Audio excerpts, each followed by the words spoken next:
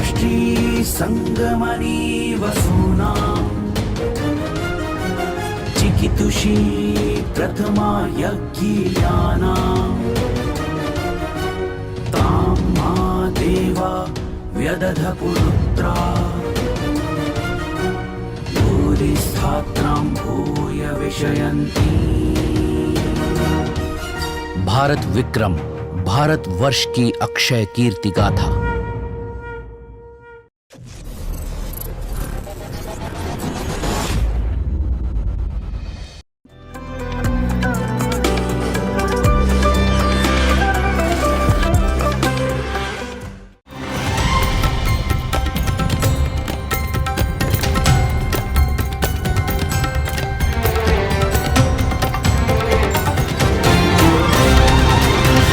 विक्रम संवाद, विक्रमादित्य, उनके युग तथा भारत विद्या से साक्षात्कार।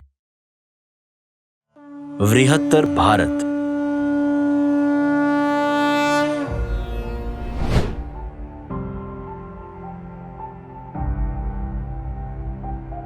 भारतीय इतिहास की चर्चा के संदर्भ में भारतीय मूर्तिकला की चर्चा अपरिहार्य सी हो जाती है। भारतवर्ष में समृद्ध मूर्तिकला को समझे जाने बिना भारतीय इतिहास और समाज को जानना समझना असंभव सा है। आदिकाल से अपने यहाँ समाज के देव पूजक होने के कारण विभिन्न देवी देवताओं की प्रतिमाएं यहाँ बनती रही हैं। यह भी देखा गया है कि किसी विशेष कालखंड या क्षेत्र विशेष में अलग अलग देवी देवताओं को महत्ता दी जाती रही है। यानी एक समय में जो देवता किसी समय अति महत्वपूर्ण माने जाते रहे हैं, कालांतर में उसी समाज के द्वारा गौण भी कर दिए गए। यही नहीं, कुछ ऐसे देवी देवता भी हैं जिनका उल्लेख जैन, बौद्ध और हिंदू या सनातन धर्म में तो है, लेकिन बदले हुए नामों व रूपों में।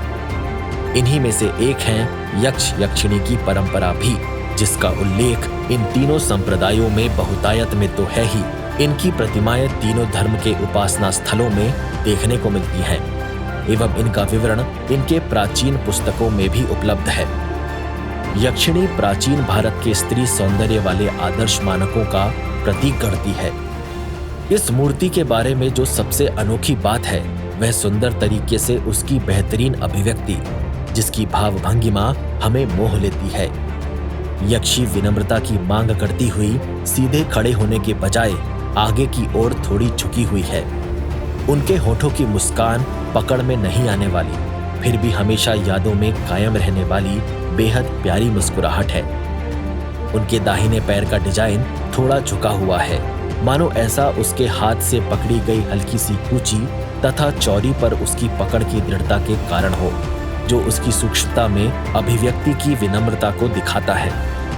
यह एक गोल आकृति वाली मूर्ति है, जिसका मतलब है कि इसे किसी भी कोण से देखा निहारा जा सकता है। इसकी खोज के बाद पुरातत्वविदों एवं इतिहासकारों के सामने सबसे बड़ी चुनौती इसकी तिथि के निर्धारण को लेकर थी। कलाकृति एवं इस्तेमाल किए गए पत्थर, शिल्प शैली को लेकर, यक्षिणी के युग को लेकर इतिहासविदों के अलग अलग मत हैं। पॉलिश की उच्च चमक और यक्षी के अलौकिक गुणों से इतिहासविद आरपी चंद्रा का निष्कर्ष है कि यह अशोककालीन वैभव को दर्शाती है। जे.एन. बनर्जी इसे मौर्य काल के समय में पहली सदी के आसपास या इससे पहले का ठहराते हैं। निहार रंजन रे इसे यक्षिणी कहना पसंद करते हैं, क्योंकि वे ऐसा मानते हैं कि इसकी शैली दूसरी शताब्दी के पहले की मथुरा यक्षियों से संबंधित हो सकती है। वर्षों तक धरती में दफन होने के कारण इसे नुकसान भी पहुंचा।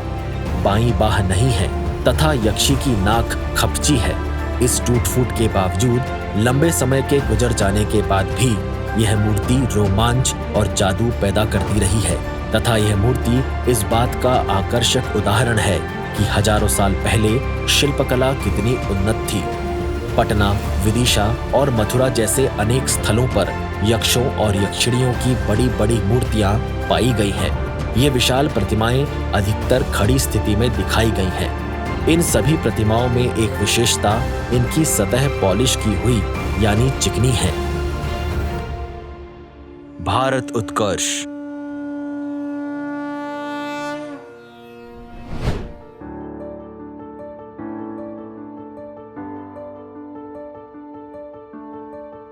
भारतवर्ष में मंदिरों की उत्कृष्ट श्रृंखला रही है। यहाँ मुख्यतः 3 शैलियों में मंदिरों का निर्माण मिलता है। ऐसा ही अत्याधुनिक, सुंदर और भव्य मंदिर तमिलनाडु के मदुराई में है। प्राचीन मंदिरों के लिए प्रसिद्ध और वैगई नदी के किनारे स्थित मदुराई को कूडल मानगर, तुंगानगर, कभी न सोने वाली नगरी, मल्लीगई मानगर, मोगरे की नगरी आदि नामों से भी जाना जाता है। लगभग 2500 वर्ष पुराना यह नगर दक्षिण भारत का एक महत्वपूर्ण सांस्कृतिक केंद्र है। इसी नगर में प्रसिद्ध मीनाक्षी मंदिर है, जिसे मीनाक्षी अम्मन मंदिर, मीनाक्षी सुंदरेश्वर मंदिर के नाम से भी जाना जाता है। यह भारत के सबसे पुराने और महत्वपूर्ण मंदिरों में से एक है। इस मंदिर का पौराणिक और ऐतिहासिक महत्व है। मीनाक्षी मंदिर भगवान शिव और उनकी भार्या देवी पार्वती, मीनाक्षी या मछली के आकार की आंख वाली देवी के रूप में दोनों को समर्पित है। पौराणिक मान्यताओं के अनुसार भगवान शिव अत्यंत सुंदर रूप में देवी मीनाक्षी से विवाह की इच्छा से पृथ्वी लोक पर आए थे। देवी मीनाक्षी पहले ही मदुराई के राजा मलयध्वज पांड्य की तपस्या से प्रसन्न हो मदुराई में अवतार ले चुकी थी। भगवान शिव वहां प्रकट हुए और उन्होंने देवी मीनाक्षी से विवाह करने का प्रस्ताव रखा और उन्होंने स्वीकार किया। मछली पांड्य राजाओं का राजचिन्ह था। यह मंदिर तमिल भाषा के गृह स्थान तथा मदुराई नगर की जीवन रेखा है। इस मंदिर का निर्माण 16वीं शताब्दी में द्रविड़ वास्तुकला में किया गया था। 65,000 वर्ग मीटर में फैले इस विशाल मंदिर को यहाँ शासन करने वाले विभिन्न वंशों ने विस्तार प्रदान किया। मीनाक्षी मंदिर के विशाल अंतगृह में अनेक देवी देवताओं की भव्य मूर्तियां स्थापित की गई हैं। मीनाक्षी मंदिर के केंद्र में मीनाक्षी की मूर्ति है और उससे थोड़ी ही दूर भगवान गणेश जी की एक विशाल प्रतिमा स्थापित है, जिसे एक ही पत्थर को काटकर बनाया गया था। मीनाक्षी मंदिर का स्थापत्य एवं वास्तु आश्चर्यचकित कर देने वाला है। द्रविड़ वास्तुकला की उपशैलियों में मदुरै का मीनाक्षी मंदिर नायक शैली का एक प्रसिद्ध उदाहरण है। इस मंदिर की सभी विशेषताएं द्रविड़ शैली के समान है। इसके अलावा एक अतिरिक्त विशेषता मंदिर की छत पर चलने वाले रास्तों के साथ विशाल गलियारे हैं, जिन्हें प्राकर्म कहा जाता है। द्रविड़ शैली में निर्मित मंदिर का आधार भाग वर्गाकार है तथा गर्भगृह के ऊपर का शिखर भाग पिरामिड नुमा है, जिसमें क्षैतिज विभाजन के लिए अनेक मंजिलें हैं। शिखर के शीर्ष भाग पर आमलक व कलश की जगह स्तूपिका है। इस शैली के मंदिरों की प्रमुख विशेषता यह है कि ये काफी ऊंचे तथा विशाल प्रांगण से घिरे होते हैं। इस भव्य भवन समूह में 12 भव्य गोपुरम है, जो विस्तृत रूप से शिल्पित हैं। मीनाक्षी मंदिर परिसर में एक तालाब भी है, जिसका नाम पथमाराई कुलम है। पोटमराई कुलम शब्द सुनहरे कमल के साथ तालाब का शाब्दिक अनुवाद है। तालाब के केंद्र में एक स्वर्ण कमल की संरचना रखी गई है। तमिल लोक कथाओं में तालाब को किसी भी नए साहित्य के मूल्य की समीक्षा के लिए मूल्यांकन करता माना जाता है। एक पौराणिक कथा अनुसार भगवान शिव ने एक सारस पक्षी को यह वरदान दिया था कि इस सरोवर में कभी भी कोई मछली या अन्य जलचर पैदा नहीं होंगे, और ऐसा ही है भी। मंदिर के 4 प्रमुख द्वार गोपुरम है, जो एक दूसरे के समान दिखते हैं। 4 गोपुरमों के अलावा मंदिर में कई अन्य गोपुरम भी हैं, जो कई तीर्थ स्थलों के लिए प्रवेश द्वार के रूप में कार्य करते हैं। इस मंदिर के प्रवेश द्वार के निकट 3 परिक्रमा स्थल हैं। तीसरे परिक्रमा स्थल के पथ में मूर्ति के दर्शनों के लिए गर्भगृह तक जाने का मार्ग है। मंदिर में कुल 14 विशाल द्वार हैं।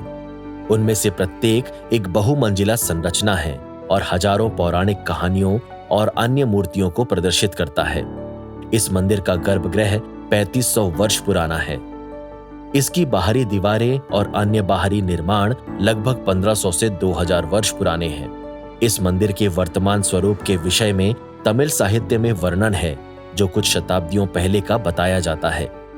तिरुज्ञान संबंदर, प्रसिद्ध हिंदू शैव मतावलंबी संत ने इस मंदिर को आरंभिक 7वीं सदी का बताया है। 1310 में आक्रांताओं ने इसके प्राचीन घटकों को नष्ट कर दिया था। सन 1559 से 1600 में मदुराई के नायक प्रधानमंत्री आर्यनाथ मुदालियार ने मंदिर के पुनर्निर्माण का बीड़ा उठाया। पश्चात महाराजा तिरुमल नायक तथा उनके उत्तराधिकारियों ने मंदिर को पुनः अपनी श्रेष्ठता वापस दिलाई। शोधकर्ताओं के अनुसार मंदिर का पुनर्निर्माण करते समय नायक वंश के शासकों ने शिल्प शास्त्रों की स्थापत्य शैली का पालन किया। इस मंदिर समूह के मध्य में स्थित शिव सुंदरेश्वर मंदिर में शिव की नटराज मुद्रा में प्रतिमा स्थापित है। शिव की यह मुद्रा सामान्यतः नृत्य करते हुए अपना बायां पैर उठाए हुए होती है, परंतु यहाँ उनका दायां पैर उठा है। एक कथा अनुसार राजा राजशेखर पांडे की प्रार्थना पर भगवान ने अपनी मुद्रा यहाँ बदल ली थी। यह इसलिए था कि सदा एक ही पैर को उठाए रखने से उस पर अत्यधिक भार पड़ेगा। यह निवेदन उनके व्यक्तिगत नृत्य अनुभव पर आधारित था। यह भारी नटराज की मूर्ति एक बड़ी चांदी की वेदी में बंद है, इसलिए इसे वेल्ली अम्बलम रजत आवासी कहते हैं। इस ग्रह के बाहर बड़े शिल्प आकृतियां हैं जो कि एक ही पत्थर से बनी हैं। इसके साथ ही यहाँ एक वृहद गणेश मंदिर भी है जिसे मुकुरुनय विनायगर कहते हैं। इस मूर्ति को मंदिर के सरोवर की खुदाई के समय निकाला गया था। मीनाक्षी देवी का गर्भगृह शिव के बाएं में स्थित है। मंदिर का आईराम काल मंडप अत्योच्च शिल्प महत्व का है। इसमें लगभग 1000 भव्य तराशे हुए स्तंभ हैं। ऐसी धारणा है कि इसका निर्माण आर्यनाथ मुदलियार ने कराया था। मुदलियार की अश्वारोही मूर्ति मंडप को जाती सीढ़ियों के बगल में स्थित है।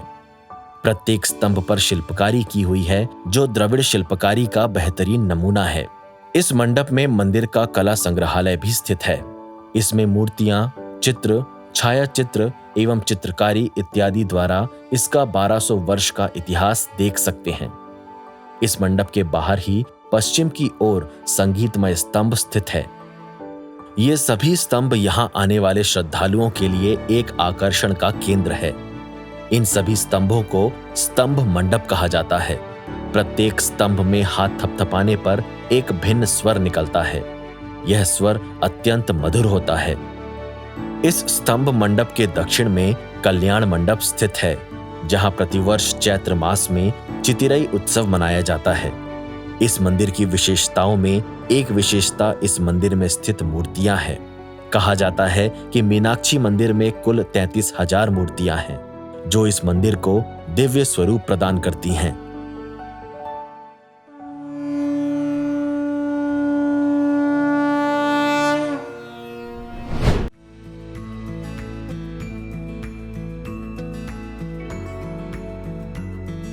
कालमुख यह कापालिकों का एक कट्टरपंथी उप संप्रदाय बताया जाता है। इसका मुख्य लक्षण है कपाल भोजन, चिता भस्म लेपन, दंड धारण, सुरापात्र धारण और सुरापात्र में भैरव पूजन। इसके संप्रदायी मुंड मालाधारी नीलकंठ शिव की पूजा करते हैं।